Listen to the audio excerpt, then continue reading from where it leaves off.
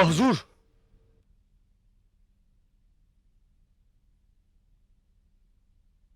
शहजादे, तुम्हारी गुस्ताखी दरबारी आदाब को भूलती जा रही है।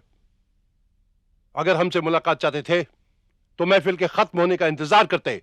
इस गुस्ताखी के लिए माफी चाहता हूं, मगर हमें शिमाल मगरिब की सरहदों से जो बुरी खबर मिली है उसे आप तक पहुंचाना बहुत जरूरी था।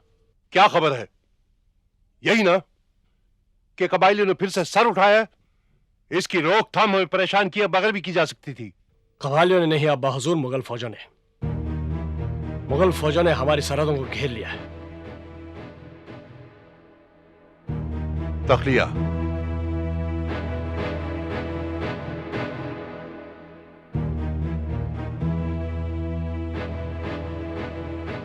क्या उन्होंने हमले का ऐलान कर दिया है? हमारी खुफिया इत्तला के मुताबिक मुगल फौज शिमाल के पहाड़ी दर्रे की तरफ फैल रही है। इस बार उनकी तादाद पहले से दोगुना बताई जाती है। अकबर हमें चैन से जीने नहीं देगा। हमने इस खबर को आवाम से छुपा रखा है, लेकिन चारागाहों से चारवाहों के वापस होने का वक्त आ गया है, जिसकी वजह से इस खबर को ज्यादा देर तक राज नहीं रखा जा सकता। हमें जल्दी इसका इंतजाम करना होगा। तमाम वजीरों को और सिपह सालारों को इत्तला भेज दो। हमें दुश्मन का मुकाबला करने की तैयारी करनी चाहिए। जो हुक्म अब्बा हुजूर।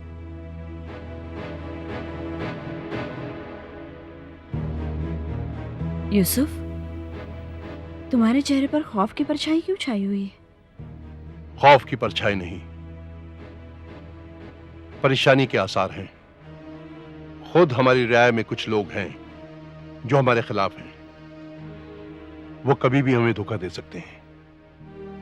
बस इसी बात का डर है। परेशान होने से ज्यादा जरूरी है चौकन्ने रहना। यूसुफ, हमें बटी हुई इस ताकत को जोड़ने की फिर से कोशिश करनी होगी। हम कभी सोचते हैं कि काश हम बादशाह ना होते तो ज्यादा सुकून से होते। जिंदगी उन्हीं देवदारों के साए में गुजारते जहां हमने तुम्हें पहली बार देखा था, वहीं खूबसूरत जाफरान के उन खेतों के करीब। कभी न पूरा होने वाला ख्वाब।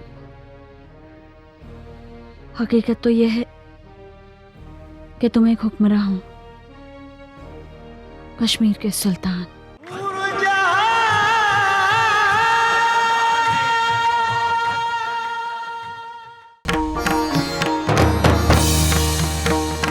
ये पुष्पक विमान रुका क्यों है? हमारे पुष्पक विमान को एक तपस्विनी की तपोज्वाला रोक रही है प्रभु। इस रावणेश्वर की पुष्पक विमान को रोकने की शक्ति एक तपस्विनी के पास। ये रावण है, 10 दिशाओं में विजयी दशकंठक रावण हूँ। तुम यहीं रहो, मैं वहां जाकर उसे प्राप्त कर अभी लाता हूँ।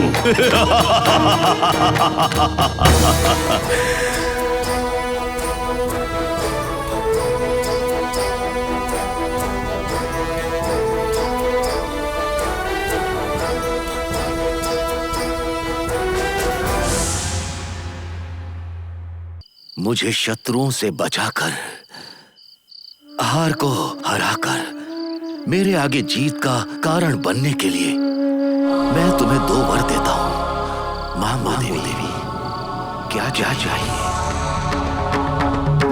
भविष्य में किसी समय मुझे जो भी वर चाहिए वो मैं आपसे स्वयं मांग लूंगी महाराज। जैसी तुम्हारी इच्छा। कभी भी, किसी भी समय तुम मुझसे कुछ भी मांग सकती हो।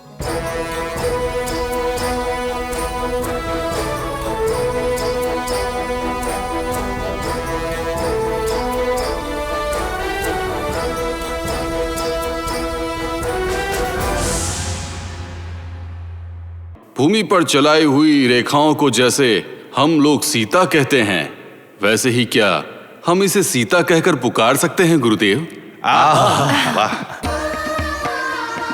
जनक वंश के प्रकाश के रूप में आई इस शिशु को जानकी कहा जाए, ऐसी मेरी इच्छा है। मिथिला हमारे राज्य की राजधानी है। इस शिशु का नाम एवं इस राज्य की राजधानी का नाम दोनों साथ में प्रसिद्ध हो, इसी कारण इस शिशु को मैथिली नाम से नामांकित करने की मेरी इच्छा है। ऐसे विदेही वंश के राज्य को महालक्ष्मी के स्वरूप में प्राप्त हुई इस शिशु को मैं वैदेही नाम से संबोधित करता हूँ।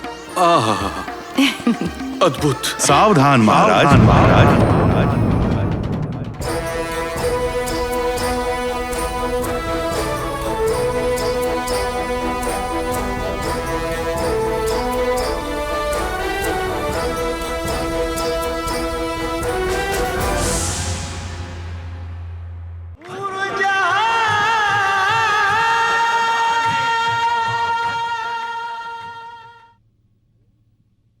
मिर्जा साहब, ये हमारी बहन मरियम है। मरियम, ये मिर्जा साहब और ये उनकी बेगम है।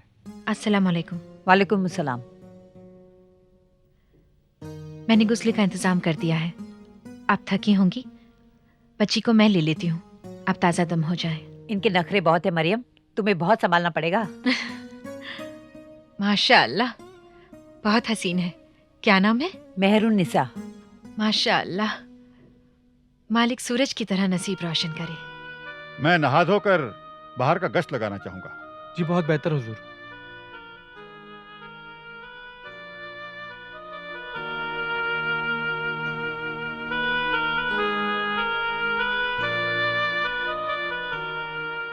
बहुत ख्याल रखिएगा हमारी शहजादी का।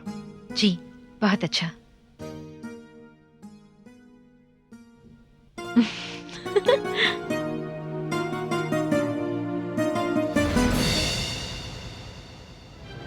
इस वक्त हम यहां पर हैं। जी, लेकिन ताजुब है अभी तक यूसुफ शाह की फौज हमारे सामने नहीं आई।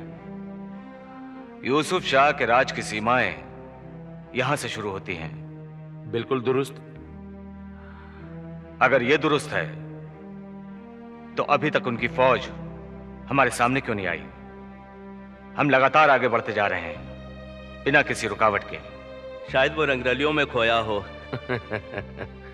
नहीं, ऐसा नहीं है। उसकी सेना जरूर पहाड़ों में ताक में बैठी है। यह इत्तला हमें बकरवालों से मिली है। बकरवाल? ये कौन होते हैं? वो चरवाहे जो जानवर चराने के लिए चरागाहों की तलाश में घूमते रहते हैं। ऐसी भी इतला है कि यूसुफ की वो फौज जो पहले यहां थी हमें देखकर पहाड़ों में पनाह लेने भाग गई है। ये जरूर कोई उनकी चाल है और हमें चौकन्ना रहना चाहिए। हो सकता है वो किसी वक्त भी हम पर झपट पड़े। आप ठीक कहते हैं राजा साहब, पहाड़ी रास्ते बहुत ही उलझे हुए और खतरनाक हैं।